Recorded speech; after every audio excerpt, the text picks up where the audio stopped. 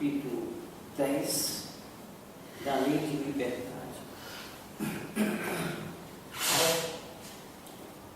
O Livro dos Espíritos, capítulo 10 da Lei de Liberdade. Liberdade natural. Questão 825. Haverá no mundo posições em que o homem possa jactar-se de gozar de absoluta liberdade?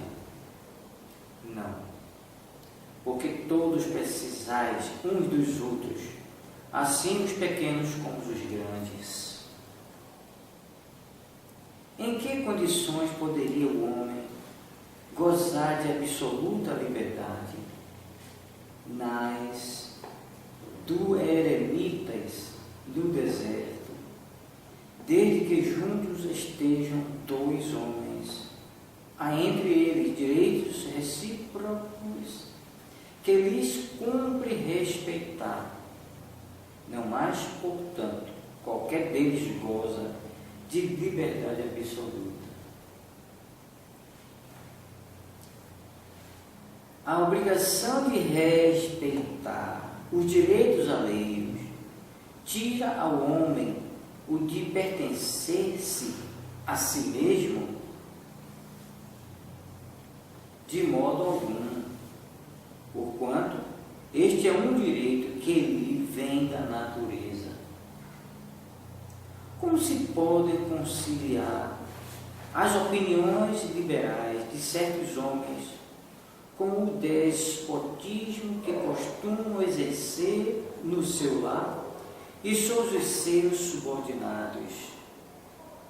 Eles têm a compreensão da lei natural, mas contrabalançada pelo orgulho e pelo egoísmo, quando não representam calculadamente uma comédia, sustentando princípios liberais.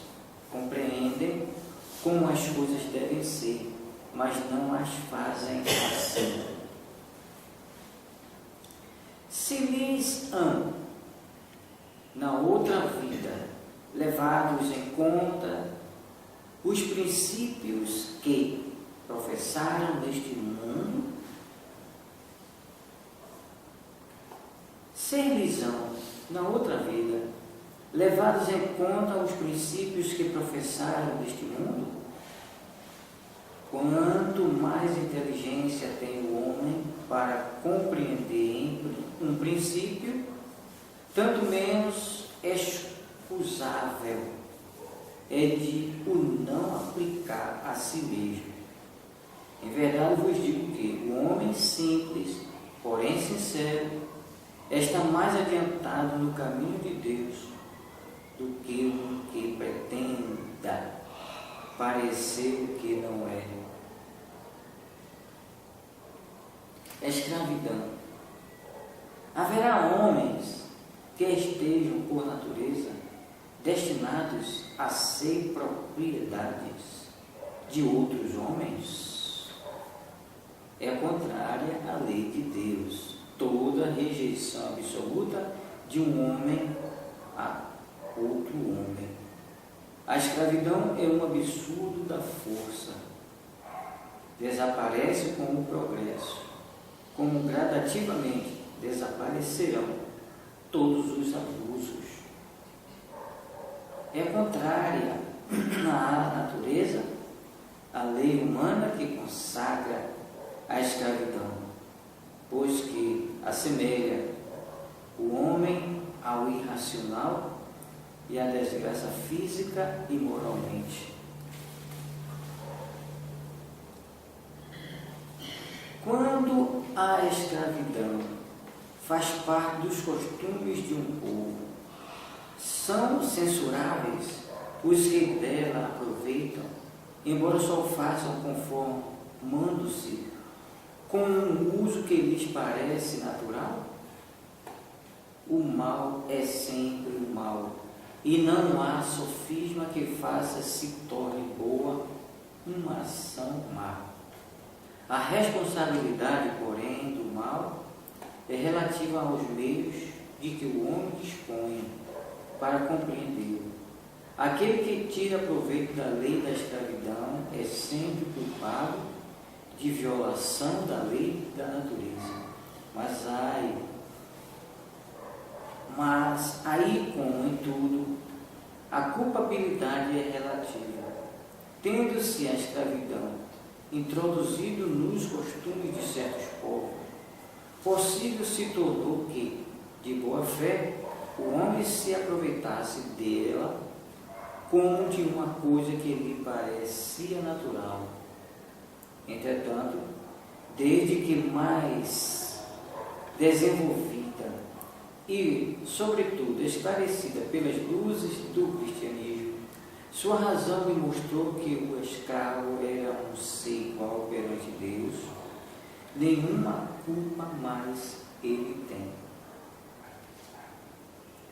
A desigualdade natural das aptidões não coloca certas raças humanas sob a dependência das raças mais inteligentes? Sim, mas para que estas as elevem, não para embrutecê-las, ainda mais pela escravidão. Durante longo tempo, os homens consideraram certas raças humanas como animais de trabalho, munidos de braços e mãos, e se julgaram com o direito de vender os dessas raças como bestas de carga. Consideram-se de sangue mais puro os que assim procedem, insensatos, nada veem senão a matéria. Mais ou menos puro não é o sangue, porém o espírito. Há, no entanto, homens que tratam seus escravos com humanidade, que não deixam lhes falte nada e acreditam que a liberdade os exporia a maiores privações. Que dizeis disso? Digo que esses compreendem melhor os seus interesses. Igual cuidado dispensam aos seus bois e cavalos, para que obtenham bom preço no mercado. Não são tão culpados como os que maltratam os escravos, mas nem por isso deixam de dispor deles como de uma mercadoria, privando-os do direito de se pertencerem a si mesmos. Liberdade de pensar. Haverá no homem alguma coisa que escape a todo constrangimento e pela qual goze ele de absoluta liberdade? No pensamento goza o homem de ilimitada liberdade, pois que não há como pô-los eles, pode-se deter o voo, porém não aniquilá-lo. É responsável o homem pelo seu pensamento? Perante Deus é. Somente a Deus, sendo possível conhecê-lo, ele o condena ou absolve, segundo a sua justiça. Liberdade de consciência. Será a liberdade de consciência uma consequência de pensar? A consciência é um pensamento íntimo que pertence ao homem, como todos os outros pensamentos. Tem o homem direito de pôr embaraços à liberdade de consciência? Falece-lhe tanto esse direito quanto com referência à liberdade de pensar. Por isso que só a Deus cabe o de julgar a consciência, assim como os homens, pelas suas leis, regulam as relações de homens para homem. Deus, pelas leis da natureza, regula as relações entre ele e o homem.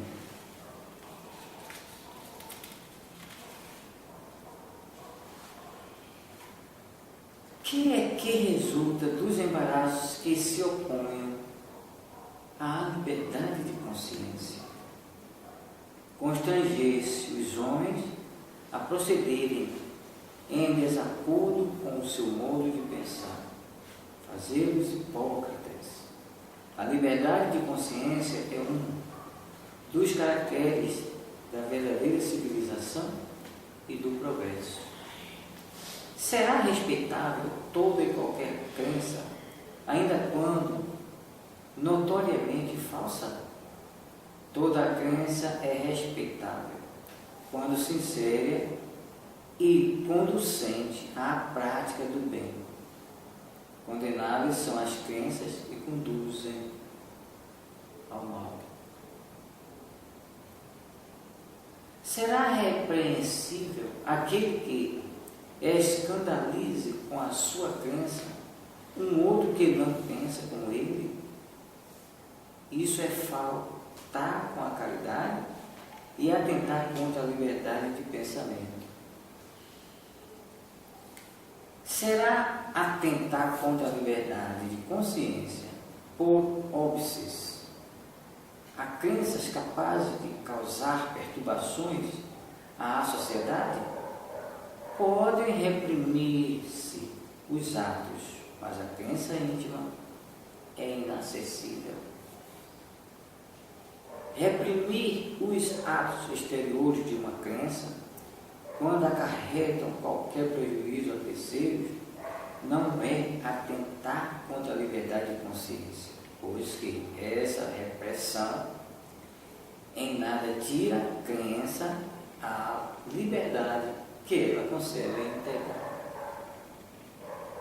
Para respeitar a liberdade de consciência, deve-se deixar que se propaguem doutrinas perniciosas ou poder-se-á, sem atentar contra aquela liberdade, procurar trazer ao caminho da verdade os que transviaram, obedecendo a falsos princípios? Certamente que podeis e até deveis, mas ensinai a exemplo de Jesus, servindo-vos da brandura e da persuasão, e não da força, o que seria pior do que a crença daquele a quem desejareis convencer. Se alguma coisa se pode impor, é o bem e a fraternidade, mas não cremos que o melhor meio de fazê-los admitidos seja obrar com violência. A convicção não se impõe.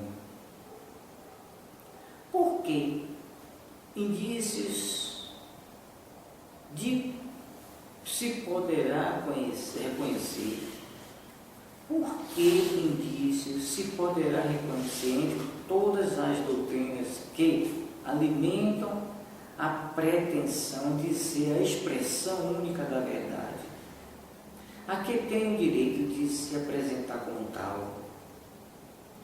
Será aquela que mais homens de bem e menos hipócritas fizer. Isto é, pela prática da lei de amor, na sua maior pureza e na sua mais ampla aplicação.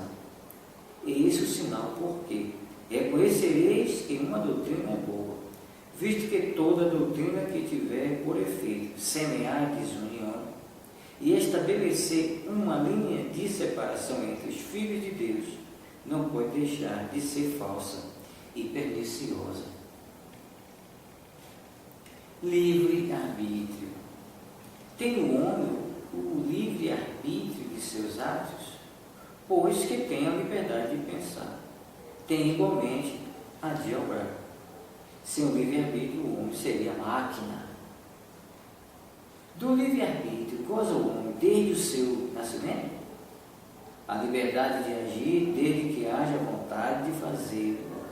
Nas primeiras fases da vida, quase nula é a liberdade que se desenvolve e muda de objeto com o desenvolvimento das faculdades.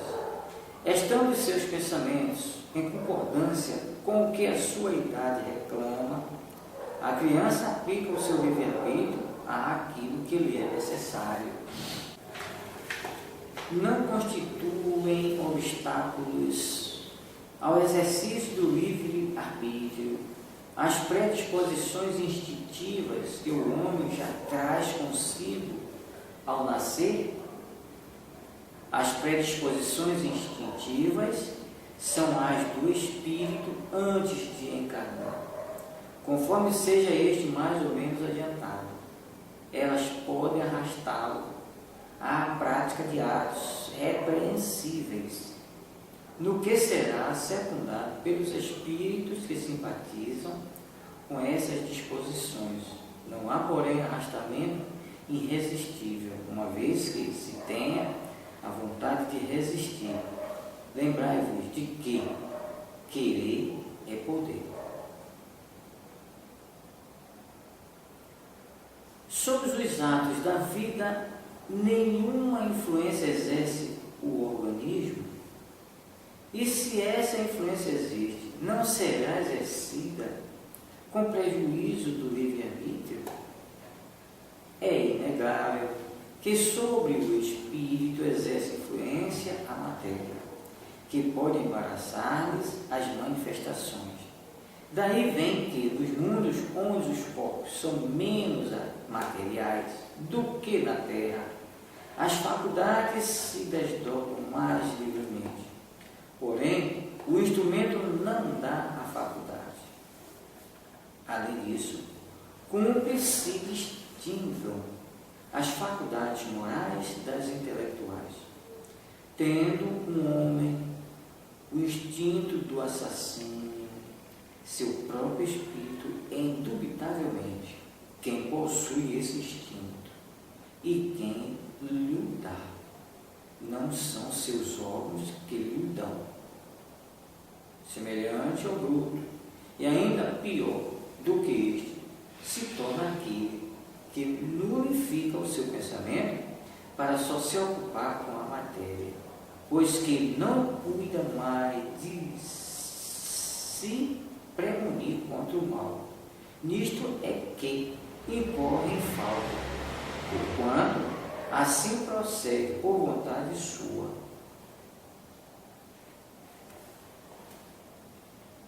A aberração das faculdades tira ao homem o livre-arbítrio. Já não é senhor do seu pensamento aquele cuja inteligência se acha turbada por uma causa qualquer e, desde então, já não tem liberdade. Essa aberração constitui muitas vezes uma punição para o espírito que, porventura, tenha sido noutra existência fútil e orgulhoso, ou tenha feito mau uso de suas faculdades. Pode esse espírito, em tal caso, renascer no corpo de um e de outro, como o despotas, no de um escravo e um mau rico no de um mendigo. O espírito, porém, sofre por efeito desse constrangimento, de que tem perfeita consciência. Está aí a ação da matéria. Servirá de escusa aos atos reprováveis o ser devido à embriaguez, à aberração das faculdades intelectuais? Não, porque foi voluntariamente que o ébrio se privou da sua razão para satisfazer a paixões brutais, em vez de uma falta comete duas. Qual a faculdade predominante no homem em estado de selvageria? O instinto ou o livre-arbítrio? O instinto, o que não o impede de agir com inteira liberdade no tocante a certas coisas, mas aplica como a criança essa liberdade às suas necessidades e ela se amplia com a inteligência. Consequentemente, tu que és mais esclarecido do que um selvagem, também és mais responsável pelo que fazes do que um selvagem o é pelos seus atos. A posição social não constitui, às vezes, para o homem, obstáculo à inteira liberdade de seus atos? É fora de dúvida que o mundo tem suas exigências. Deus é justo e tudo leva em conta. Deixa-vos, entretanto, a responsabilidade de nenhum esforço emprega ardes para vencer os obstáculos.